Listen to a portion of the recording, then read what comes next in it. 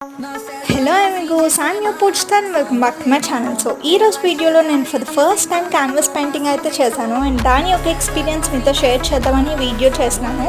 Full length video అయితే మన ఛానల్లో ఆల్రెడీ అప్లోడ్ చేసేసాను, సో వెళ్ళి చూసేయండి.